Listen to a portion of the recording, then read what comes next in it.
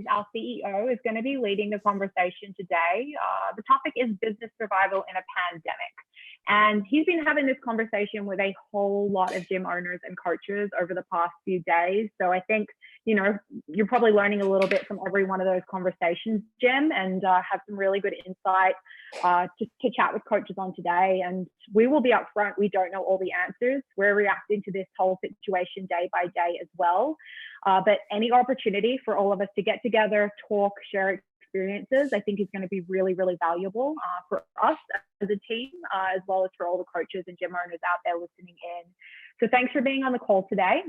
I'm going to pop some info in the chat box for our contact information. So if you have any questions after the call, please make sure to reach out to one of us individually. And Jim, I'm going to pass it over to you to lead the conversation. Yeah, thanks so much, Georgia. I sort of just want to start this call by honestly asking everybody how they're doing. If you're willing to post something in the chat box, good, bad, and different, I'd really appreciate seeing it. And I think that everybody else would also appreciate knowing that other folks out there are navigating similar waters, and some things are extremely challenging, other things are opportunistic. And so do me a favor, take 30 seconds, and if you're willing, just kind of write how you're feeling about this whole thing in this moment right now. And like Georgia said, if you can, send it to all panelists and attendees.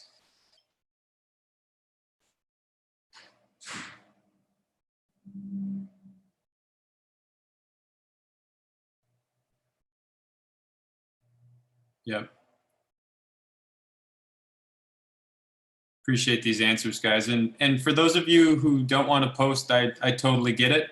I would highly encourage you to find somebody that you trust and that's willing to listen to some of the challenges that you're facing, because I think in these types of moments, sometimes we get so internal that we don't let other people in, which ultimately it doesn't force us, but we make worse decisions.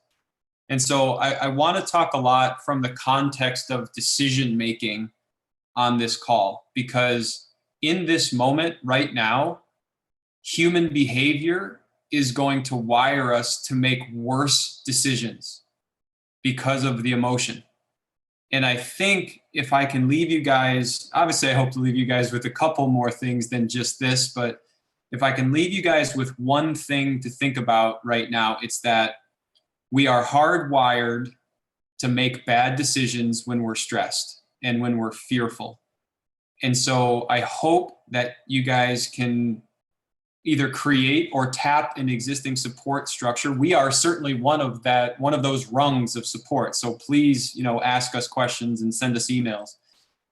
But ask people some of these questions and check some of your thought processes with other people as well. Because I think that you will make much better decisions when you have a support system with you. And it will also make you take a breath first. So I just want to open up with that. Georgia, I don't even remember. Do we have slides or no? You're muted. Sorry, Jim. We don't have slides. Just okay. This front one. Okay, cool. Then I'm going to make sure that I do my best to give you guys the framework of where I want to go. And I'm going to get into some of the nitty-gritties around the business side, but I want to have a context of what we're doing and where we're going. So the broad 60,000 foot idea is that I want you guys to feel more confident when you leave about the decisions that you're going to make. More importantly, the process about how you're going to go about making decisions. Because myself, Carl, Georgia, James, all of us will make worse decisions the more stressed that we are. You have to get that into your brain deeply. You think that you might be able to overcome it? You can't. None of us can. So you need to put good process in play in order to make better decisions. Cool? Do me a favor, guys. Give me a thumbs up or I'm with you in the chat box. Does that make sense as a starting point? There's a lot happening in the chat box right now. I really appreciate that, guys. I'm going to try to keep the chat box going as well. So if we come from the context of decision making, I now want to drop into like a subcontext of, I want to come at this thing from a cultural standpoint. And many of you guys have probably heard me, and this is not my idea. I just really think that in this type of time, it makes a lot of sense. Daniel Coyle, who wrote the 2 books, The Talent Code and The Culture Code, in his book, The Culture Code, often talks about, creating a great culture is built around 3 main pieces. The first is that you have to create safety. The second is that you have to create belonging. And the third is that you have to create future. Okay, so safety, belonging, and future are the subheaders of what we're going to go into today. And the reason why I'm going to use the big context of decisions and then the 3 subheaders is because I think it can give you a framework to fall back on when you have to make intensely difficult business decisions. We're not going to sugarcoat this thing. You have some very difficult decisions that you're going to face. Some of you are going to face the decision on if you're going to keep your brick and mortar gyms open or shut them down for 7 days, 14 days. Some of you guys are going to be forced to lock down. Some of you guys might not open them back up. That is a very difficult set of decisions that are going to face you. So you need to have a framework with which to say, how am I going to approach these decisions for my team? How am I going to approach these decisions for my clients? And how am I going to approach these decisions for myself?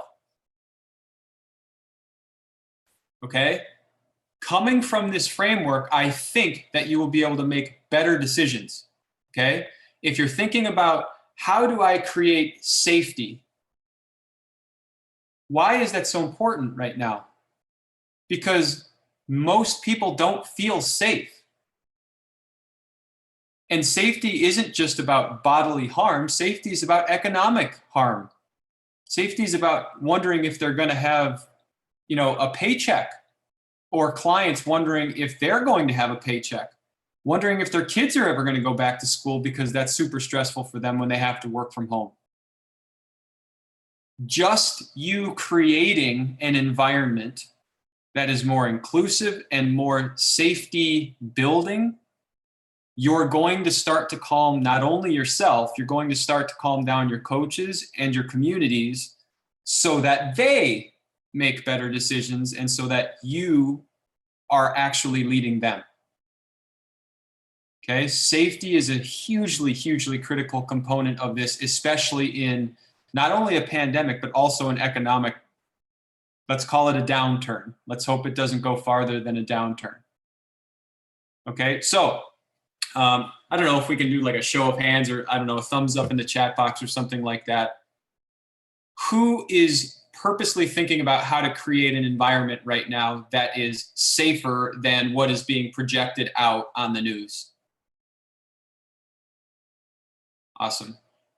Yeah, keep them coming, guys. I don't care if it's super easy and you see 100 people write yes. If you're doing it, write yes. If you're not, don't be afraid to write no. That's why you guys are on these calls. Awesome. And I suspect that a lot of you guys probably listened to Carl and then James the day before, and I think that we're going to have some similarities. But this is a framework question.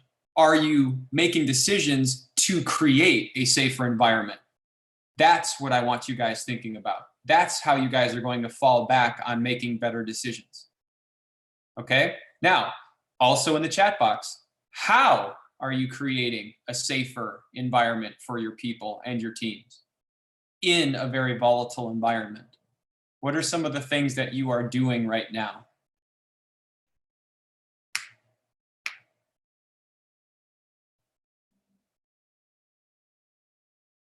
Now's where the chat box questions get harder. What do you guys think?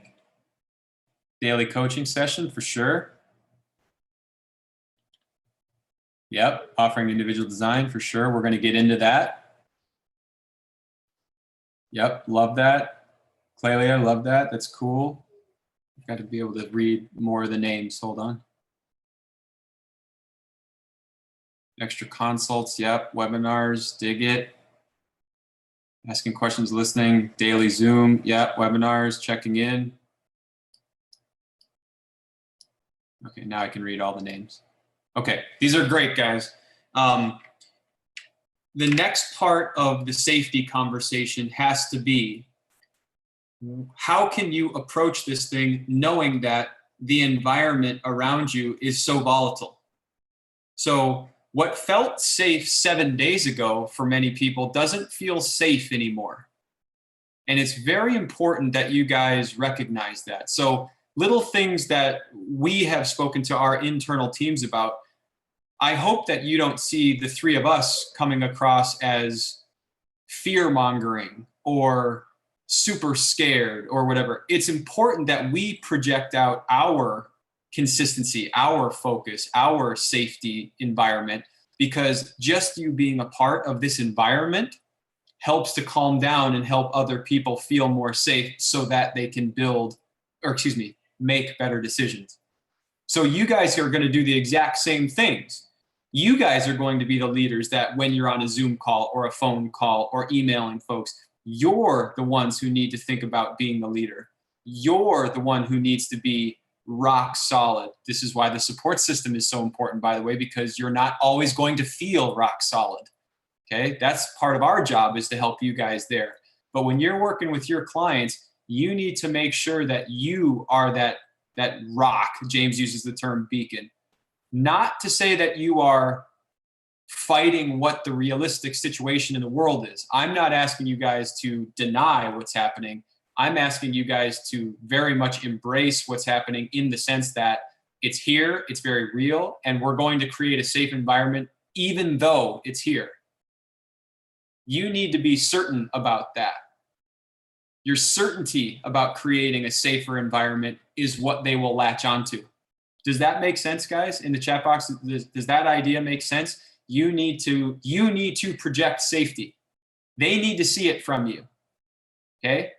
It's not just words, it's your body language, it's in how effectively and aggressively you return their phone calls and their emails.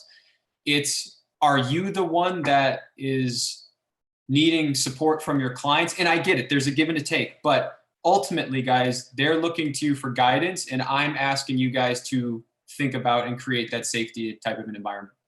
Awesome. Okay, great. Now, because we don't have hours and hours and hours, I'm going to leave it at that. The next part I'm going to talk about, though, actually, let me ask this, Georgia or Carl, any specific things that have worked very well for you guys on building safer environments for your folks? Yeah, for me, Jim, it's been a lot of what we've talked about on these calls, other calls that we've had, having consultations with my clients. It's going back to that narrative that we talked about yesterday, where we are in this thing together. And to me, that's being on the same level as someone. I think that's extremely important. Because if we feel or our clients feel that we're up here and we're not going through this struggle with them, they may look at us and be like, yeah, they feel that way because they don't know what it's like, right? So getting on the same page or the same level as our clients is extremely important, right? And then from there, having realistic conversations. And at OPEX, we always say, meet our clients exactly where they are. Right. So if we're actually meeting our clients where they are, we're looking at, where do they feel unsafe? Sometimes our clients may feel unsafe in areas that we can't actually help them in. We can only be the person that they talk to about those things with. If our clients feel unsafe about something that we can control or we can handle or we can help them in, that's where the really big impact comes into play.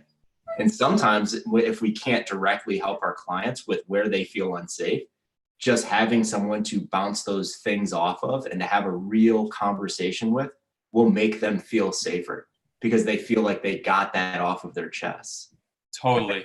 So I know we're hitting relationships, but right now, guys, we have to understand that those things are so important. Yeah, gosh, those are really, really good points, guys. I hope you know just how important you guys asking the question, how are you feeling, is going to go. That's going to go a heck of a long ways with your clients. And being truly interested in their answer.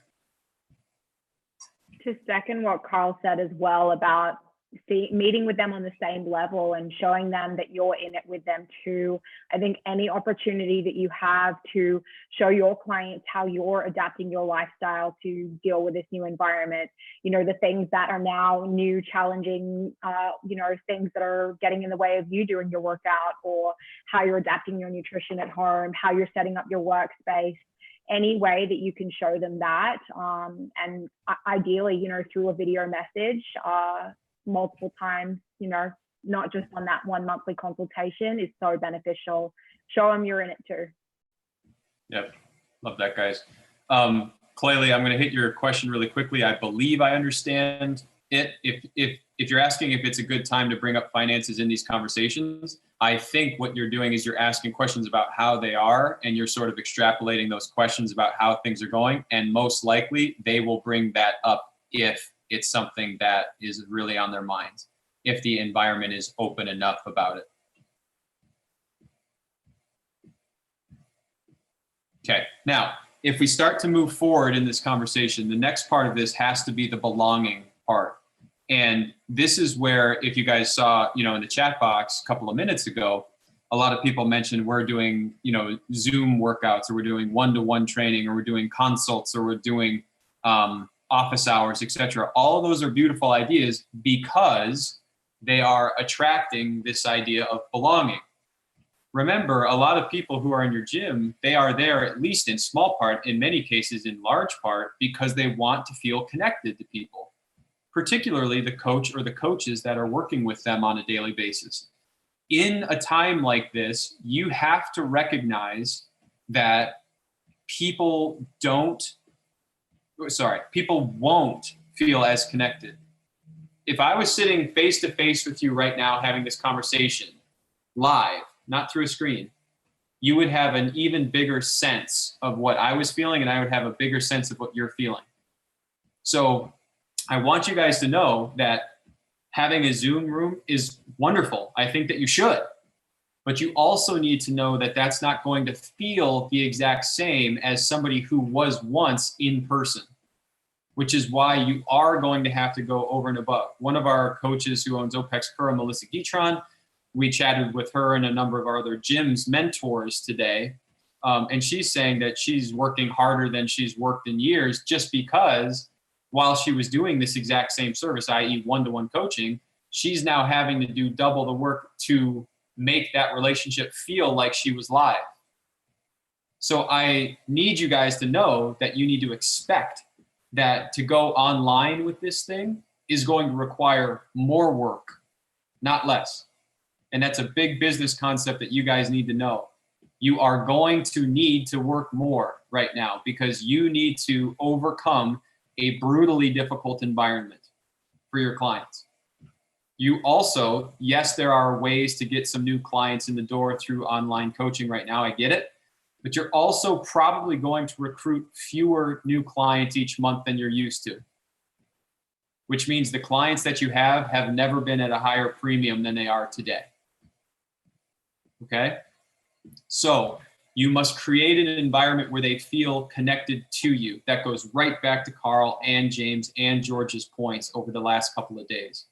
It is a business system now. You must create belonging in this time. And then thirdly, you have to create a pathway to move forward without blowing a bunch of smoke up people's asses. Okay? I'm not talking about you lying. That's bullshit. I'm talking about you talking about what's going to happen in certain scenarios. Okay? You shouldn't be telling people that this thing is going to end in 7 days, because you don't know. We hope that it's going to be done shortly, but I don't think it's going to be 7 days. So you need to, probably fairly subtly, you need to make sure that you are preparing people that this thing might last a little while. Because if they're not prepared that it's going to last a little while, they will start to, well, let's not sugarcoat it. They'll start to lose their shit. Because most likely, most people didn't sign up for the exact service that you're getting them. Carl and I spoke to Chris Cooper from Two Brain Business today. They have 850 gyms that they work with. The group training gyms that went online and streamed group training classes said that it worked for 3 to 6 days. And then precipitous fall off in clients started to happen. That's because group training live isn't the same as group training online because of that belonging feeling. Okay? That's really, really important. I see a bunch of stuff happening in the chat box. Carl or George, if you see something I need to get at, just tell me.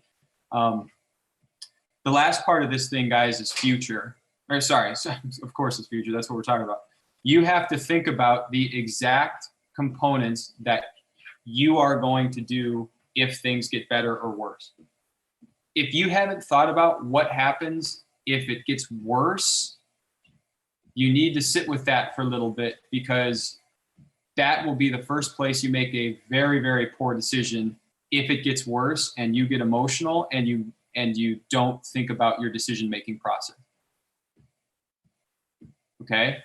So if you think you're going to be closed for 2 weeks, start to think about what happens if you're closed for 90 days. How about 4 or 5 months? What would you do in those scenarios? And the reason why this is realistic is because the virus isn't going to go away, guys. We're only trying to slow the spread of the virus, okay? And if we're slowing the spread, it's not like we're just going to come back to business as usual when we're not locked down. And I'm not trying to be doomsday here. I'm just saying we need to be prepared for very likely stages of exit of this lockdown, because they can't have the virus all of a sudden spread exponentially again. That's what they're trying to stop right now. So you need to be prepared not only to be locked down for longer, but also to come out of that lockdown a little bit slower. Okay, now, if those are the big frameworks, right? Decision-making is impaired when you are stressed, and then we've got the 3 subheaders of safety, belonging, and future. Now let's get into what you're really going to need, tactically on the business side. If you were in a brick and mortar model, I think it's almost imperative that you guys pick up a True Coach account and a Zoom room. Okay, now Zoom could be replaced with WhatsApp or FaceTime or something if you're going to do all one-to-ones. But if you're going to have multiple people on calls, you need to have technology that allows you to do that very easily. Similarly, again, off of the most group training facilities who are trying to stream services are going to get slaughtered by Peloton or whoever else that already has a business up and running for that. You need to know that one-to-one coaching seems to be where most success is coming from in the short run from gym owners. That means that if you don't know how to coach people one-to-one, you're not going to keep them. And this is not me trying to sell coaching education. This is making you feel a realistic pathway forward. Many coaches don't love to coach online. If you're one of those people that kind of cringes at the idea, you need to recognize that about yourself. You need to make sure that you're taking the steps so that you can effectively coach your people for a couple of months online. It's very different, and you need to prepare yourselves for that. True Coach, we just know True Coach really well, and we know it's a great platform to coach people one-to-one. Now, if you're the type of gym who's not collecting monthly recurring revenue, you need a system that allows you to do that, because you're going to start to charge people monthly, I hope. Most of you guys are probably charging people monthly. That's wonderful. You need to keep doing that. Don't just stop client contracts right now. Okay? You also need to think about what people are capable of doing from home. Really. There are some people that are really going to struggle with this. Really going to struggle. That goes back to safety, belonging, and future. You're going to have those conversations with those folks before they even pick up a water jug to do a bicep curl. The relationship part will always come first, because if you can't get people to do any movement when they're home, not only will they not make any progress forward, they won't find any value in you. The relationship, the lifestyle, the habits are the biggest key to this thing. Hopefully you've heard, I know that this is what we've said, but for the last 3 days, that's our broken record. It's not about the program progression right now. Carl or Georgia, before I get into some of the financial stuff, what do you guys have to add on sort of the framework as well as some of the tactical pieces to make that framework happen? I would ask you a question, Jim. If you're having a conversation with a client on taking them from a group setting into one-to-one online coaching, how do you explain it to them? Because we're having a lot of backroom talk on these calls, but say I'm the client, what would be some key talking points? Gotcha. So they're going from group training into online one-to-one. Yeah. I really think, guys, if we think about this from a storytelling framework, right? Right now, everybody's emotions are heightened. And so they're going to hear things differently than they once did. So I still believe that you need to come across with support more than anything. I'm here to help you get through this difficult time. I'm here to make sure that you keep progressing, not just in training, but also with your other goals that you wanted to have. Asking them how things are going and what they're working on outside of the gym so that you can have a better conversation with them. The reason I'm saying this way is that most people haven't thought about the value of a coach yet. And so you need to basically start consulting with them so that they start to see, oh my gosh, there's a lot of value that I can get even if I'm not doing a bunch of training. So it's always going to be a value conversation, but it's really about support, in my opinion. I don't know, Georgia or Carl, if you want to add to that.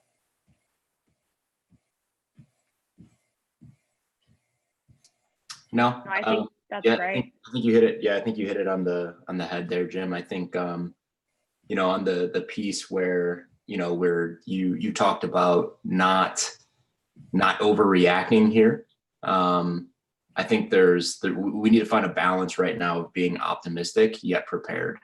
Yep. Right? And I know this is a business survival conversation, so let's keep it there, right? So what does it mean to be optimistic but prepared? There's some places where we as coaches can see really great opportunities right now, and clients or people in the general population. This is actually putting fitness and the fitness coach here, right? Like what's happening in the world right now isn't going against what we do as coaches, right? So that's opportunity, right? So we can be optimistic as to how we can actually help people and put a game plan into play on how we're going to do that tactically. But we also have to be prepared and realistic.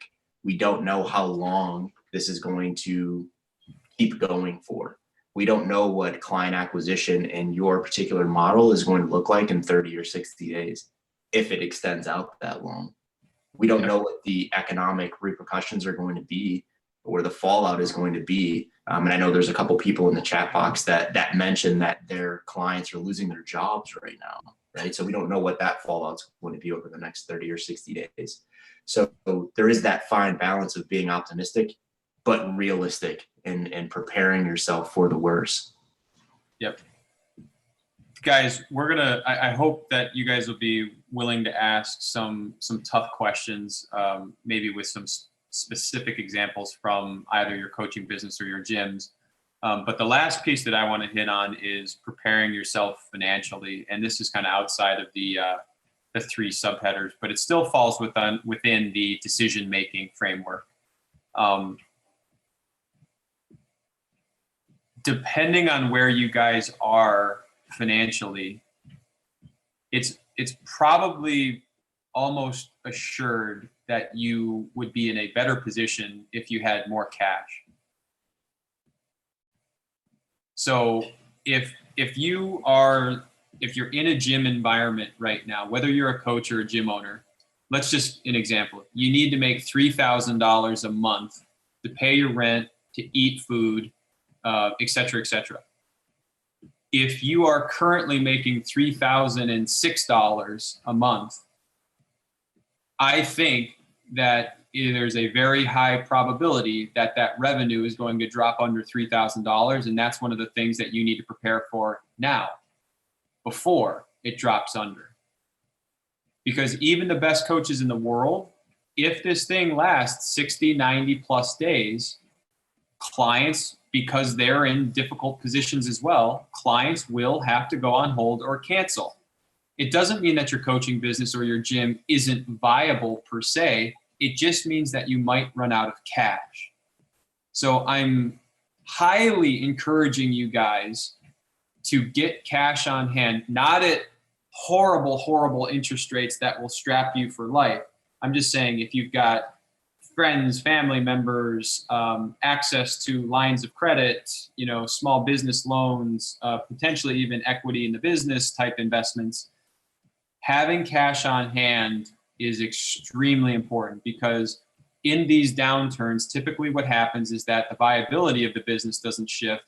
It's that they run out of cash and credit doesn't allow them to get more cash quickly enough. That's not just for Wall Street banks, that's for small businesses around the world. And it's really important for you guys to manage your cash right now. So within that, I'm saying it'd probably be great for you to go out and get more cash. It would also probably be great for you to cut expenses for everything that you don't need right now, except you do still need to make sure that you are speaking to people. I'm saying digitally, right, because of distancing.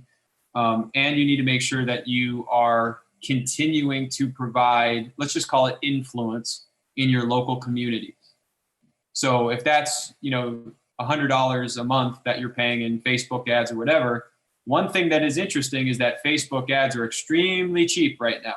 Now, I don't think that you're going to do a Facebook ad that's going to get you a direct client, but I do think that you could do a Facebook ad that gets somebody to give you their email, and then you can work with that person over the next couple of months. Again, not right now, but over the next couple of months, if you give them great content, that person will very likely become your client. So you need to manage your cash whilst I always appreciate that word. You're looking at how you are going to, for the long run, set yourself up to come out of this better position. I'll go back to another example from our call with Chris Cooper today, which I agree with him 100% on. Some people don't like to hear this, but what happens in these moments are that the people who don't have cash go out of business, which allows the businesses around them that did weather the storm to pick up more clients and be better off. So you can hate me for saying that because there's a pandemic going around the world. I'm telling you, though, that if you weather this storm, you will have opportunities to make your business better. So you need to think about, again, I don't know if it's a month or 6 months or whatever, but you do need to think about when this environment calms down, assuming you've got your cash in hand correctly, how are you going to come out of this thing stronger than you are today? And ask yourself it in those words. How am I going to be stronger coming out of this thing? Because asking it that way is going to open up your brain to think about ideas for being stronger. Okay? I posted yesterday on Facebook that you need to be prepared for this thing to go longer than you expect, so that if it goes shorter, you'll be happier. I think that that's a really important idea here, because I think it's going to last a little while. And I really think that a lot of coaches and a lot of gym owners are basically going to run out of things to say in about 7 days. You have got to get it through your head that you need to keep posting quality content that helps your clients as long as this shit lasts. Don't stop. Be creative, but just keep helping your clients. If you come from that angle, you will be better positioned when the dust settles. Okay, so those are some of the 60,000 foot pieces, some of the more tactical pieces. Let's get into some Q&A, and I'll tell you if I can't answer a question, or Carl or Georgia will tell you if they can't answer a question, but do try to give us some specific examples of what you're seeing right now, because I don't know how many conversations I've had, but it's a boatload. So I think maybe I could help some specific challenges right now. So what questions do you guys have? There is one in the chat box from earlier from Vincenzo. I apologize if I pronounced that incorrectly. And this is actually probably one a little bit more targeted to Carl. It's not super business heavy, but he asks if he has online clients that are local competitors, meaning they can't work out properly without CrossFit tools. And he doesn't feel like he can program a bunch of exercises with body weights, kettlebells, TRX. What can he provide for them? Yeah, that's a great question, and some of our coaches on the big dog side are experiencing this this problem or this opportunity right now.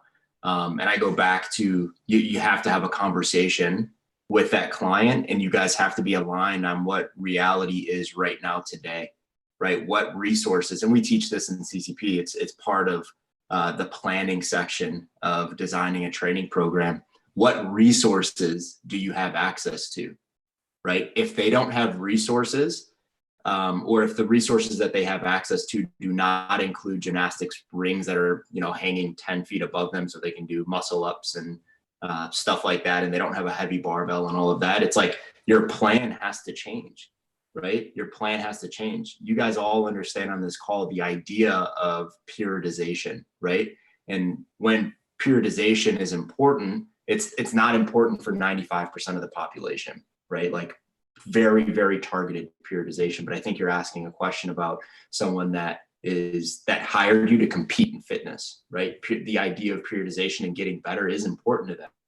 So you have to get on the same page as to, okay, the plan is going to change. This is what it's going to change to. We don't have a timeline on when we're back in the gym, but we'll probably be back in the gym within a couple of months, right? So for as long as we're in this predicament, these are the things that we're now going to focus on. And first, wrap your brain around as a coach, where is there opportunity to make that client better? And I'm guessing, because I don't know the client and what their strengths and weaknesses are, things that they have to work on, but I will give you a few examples. Let's say that we have a competitive client that, body weight is their nemesis, right? Like muscle ups and handstand push-ups and all of that stuff. It's like, this is a great opportunity to focus on calisthenics, right? Let's say that they're a pretty well-rounded athlete physically, and you just need to maintain some things before they can get back into the gym, right? Maybe you're really pushing on the aerobic system, right? Maybe it's running, maybe it's biking, maybe it's rowing, whatever that is. And maybe you're going elsewhere and you're looking at other things that are not inside of exercise, because we said this yesterday, but even with competitors right now, health and wellness is extremely important, right? So maybe you've been in accumulation and intensification phases and kind of like, beating them down for the past couple months, getting ready for the season, right? And now the season shifted a bunch to the right, because if we're competing in fitness, all of those events also have to look at what they have in their resources, and those events are canceling, right? Or postponing. So look at the resources that you have today and work with them. But all it is a conversation, right? Because all of that stuff may be in your brain, and you may have a 5-minute conversation with that client or that athlete, and they're like, oh yeah, I get it. Let's continue to roll. And I know that's not like an exact, like, do this, but it's one of those, it depends, and pick on what you can actually pick on, or prioritize what you can prioritize based on the resources that you have today. Yeah. And guys, if you don't talk to your clients about the plan shifting, they're just going to assume that they should be getting better at something like CrossFit. So that will erode the relationship if you don't get out ahead of that with them. So it's very important that you do have that conversation. Sorry, really quick, just because he responded and said that it may be a 3 or 4 month lockdown. Okay. Yeah, that's tough, right? Like everyone in Italy is I think he's in Italy, right? Everyone in Italy is in that same predicament right now, right? Is there an opportunity to purchase equipment, right? Is there an opportunity to increase resources while gyms are locked down? I would look at all of those things because I think athletes and competitors in that area or in Italy are looking at, they're all facing the same thing. And I think what they're going to do is they're just going to increase the resources that they have at their fingertips, whether that's in their homes or whatever the case is. Yep. Yep. And similar, guys, there's multiple questions about how do we keep clients.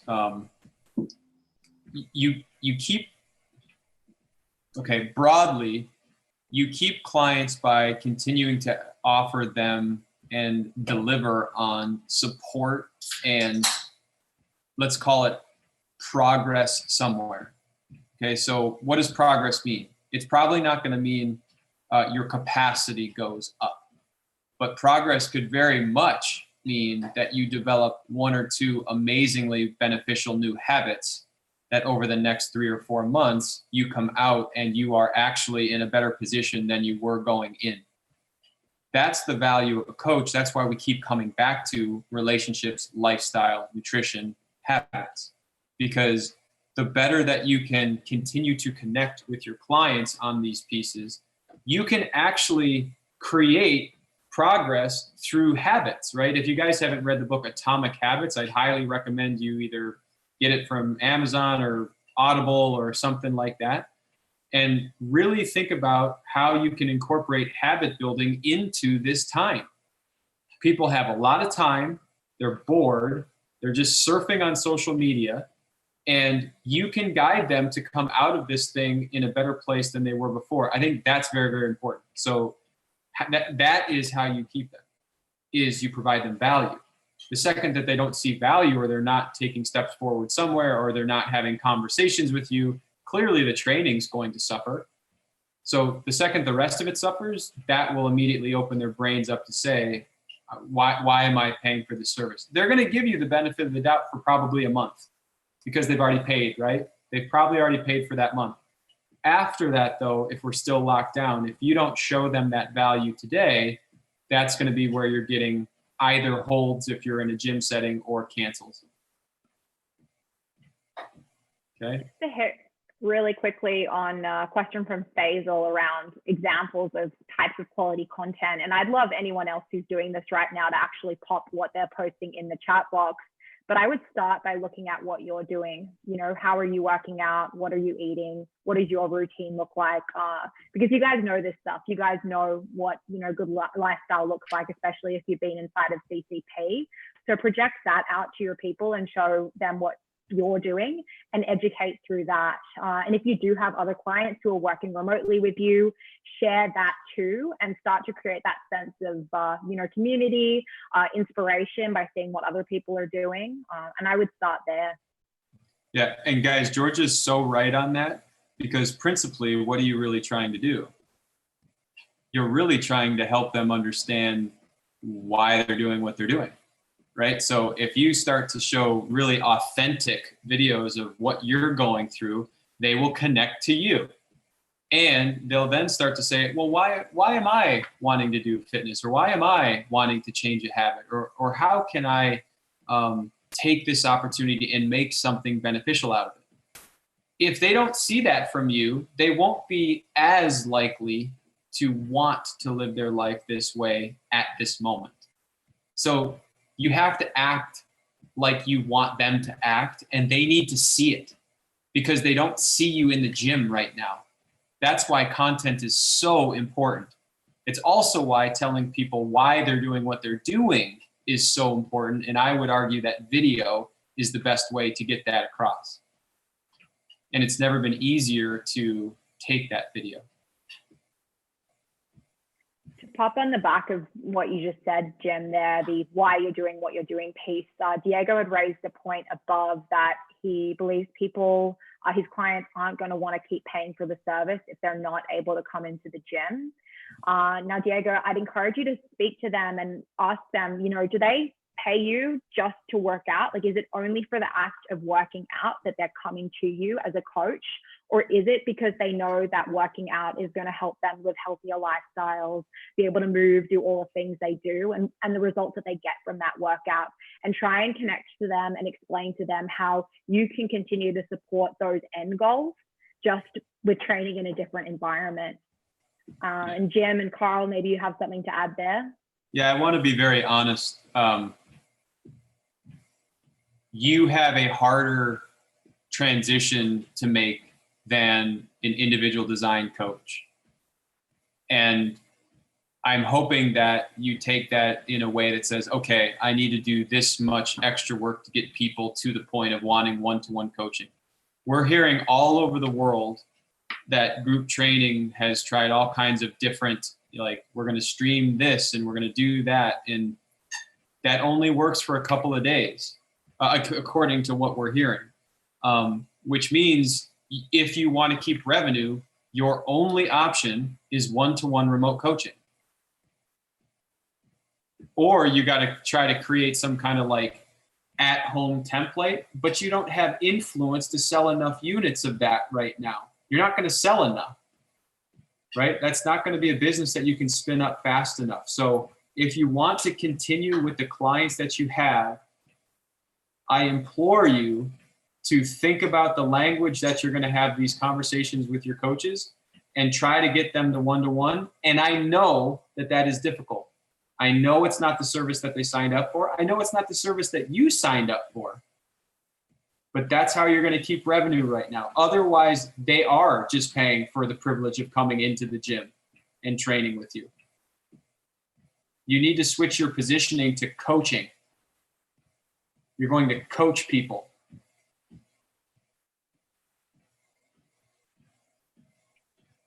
Jed had asked just there, how does the fee adjust when moving into an online business? And maybe we, direct that answer to Diego's situation. If you have someone going from group to potentially an ID service, what happens there, Jim? I like to keep things as simple as possible when the volatility is the highest, which we're in a very, very volatile time right now. So even if you don't necessarily believe you're getting maximum value, I would probably try and keep the price point the same. Now, if you're charging $50 a month for like a large boot style, probably you need to move the price point north. But let's say you're charging $150, $200 a month for clients to do, CrossFit, F45, whatever their group training model is. I'm of the mindset that you probably keep it similar, assuming that you're going to come out of this thing and go back to group training. If you're going to come out of this thing and stay a remote coach or whatever, you'll probably want to keep the price point the same initially, but have conversations that say, hey, yeah, when we're coming out of this thing, we're going to change our service a little bit.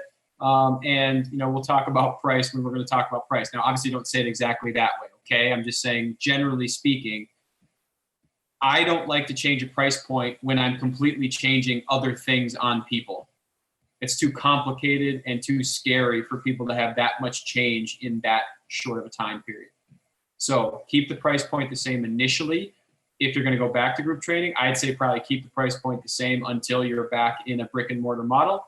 If you are going to change your entire business model, that's a totally different conversation. That's a completely different amount of work. So we're not getting into that at this moment, but you would have the conversations that you would prime them for the price point to shift over time so that you can get the right amount of value per client.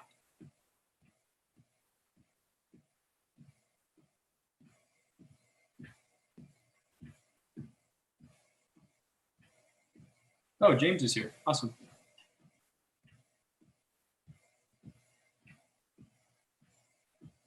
And then we have another question from Vincenzo about a viable option of renting out the gym's equipment. I'm not sure if he means paid or unpaid there. So Vincenzo,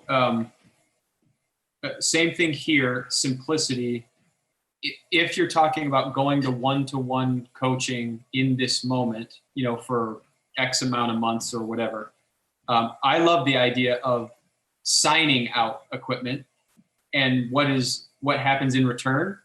They train with you while they're out of the gym. So I like that. If you're talking about gaining additional revenue, I don't love charging people to rent your equipment because I think that likely will have some folks feel, let's just say, a little bit more scared right now. And I think you might actually lose a couple people up front, which is the last thing that you want. So if you maintain that revenue, you won't need to rent out equipment. I do, though, think that if you sign it out, you do want to make sure that, you are very, very organized and people are signing something that says, I took a kettlebell and a band and whatever, and I will return it unharmed, essentially. And you are very clear that if it comes back broken, they will get charged. So far, with all of our gyms, nobody's had any issues with that I have heard of yet. Oh, so if he wants to do it paid. Vincenzo, are you going to try to keep revenue coming in from clients in terms of coaching, or are you just talking about renting out what you've got and not coaching?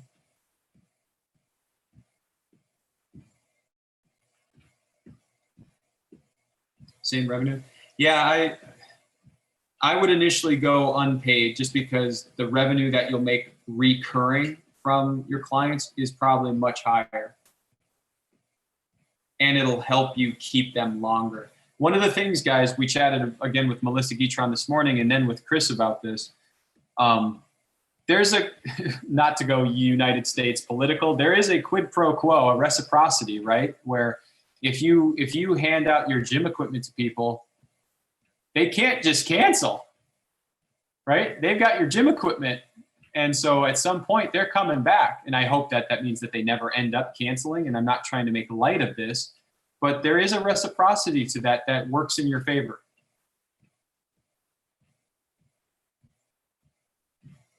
So guys, if you have any more questions, please pop them in the chat box. We can answer one or two more. But while we wait for that, Jim and Carl, is there anything you'd like to leave coaches with today to round out the discussion? Carl, you want to start, or? Yeah, I think it's I don't want to continue to be a broken record here, guys. I think what everyone's putting into the chat box, you guys are thinking about the right things. I don't think, and just to mimic what we talked about yesterday, I don't think right now is a time to look at where we can and take this the right way. I don't think it's the right time to look at where we can generate more cash flow. Business conversation, we want more cash. Jim just said it, but be very sensitive to how our clients are feeling. If they feel like we're trying to take advantage of them right now, or they feel like we're trying to squeeze them for every cent that they have, that's not a good thing, right? And I know that we may not have negative intentions in doing that, i.e. like I think the gym equipment rental thing paid, that's not a terrible idea, but I don't think that's a good idea today. And the emotions and the going back to the framework of today's discussion, and we want people to feel safe. People don't feel safe right now, right? So I don't think that is a great play in this moment. I think people want to feel better. So if we're looking at, renting out gym equipment to our people, let's do it at no cost, right? Because I think that's going to make people feel better. So yeah, that's the only thing I want to add is just, be really careful on the words that we say to our clients. Be really careful to the way that our clients may feel. And that may mean thinking about things for an additional 30 seconds before you say them, or posting on social media, or sending a message in True Coach. Really think about where that person is that you're talking to and how they may or may not perceive what you're going to tell them. Yeah. And that's a perfect segue into what I was thinking about kind of to end this thing is when you know that emotions change the way that you and other people think, if you can continue to remember that, you will ask better questions more often, which is what you need to do in this type of an environment. So we keep telling you guys that we can't possibly know exactly when people are going to come off lockdown, right? There are other people out there that are saying, yep, it's going to be 2 weeks and you'll be back. Imagine the trust that is lost the first time that it goes longer than 2 weeks. And imagine the emotion that comes with whether that's a client or a coach or whoever, when they recognize that that has just been taken away. And then imagine what type of decisions they will make when they are that stressed. So if I can kind of leave you with an idea, it's keep asking really good questions that get you to as close to the truth, like data-driven truth, as you can, and build outstanding relationships with your people. Because in this moment, I'll say it one more time, because the emotions are so high, if you leave a very, very positive impact on people, they will never forget it. They will never forget it. If you leave a very negative impact on people, so to Carl's point on, cash and charging people for some things, they'll also never forget it. That's why we all remember where we were on September 11th, 2001. The emotion was as high as it could possibly be in that moment. People are going to remember this time because the emotions are so high. So you have a choice. Either you're going to get on the right side of truth and authenticity and support, or you're not. And those people who get on the right side of this are going to come out of this thing really, really, really well. If you have cash. We always have to leave it at that.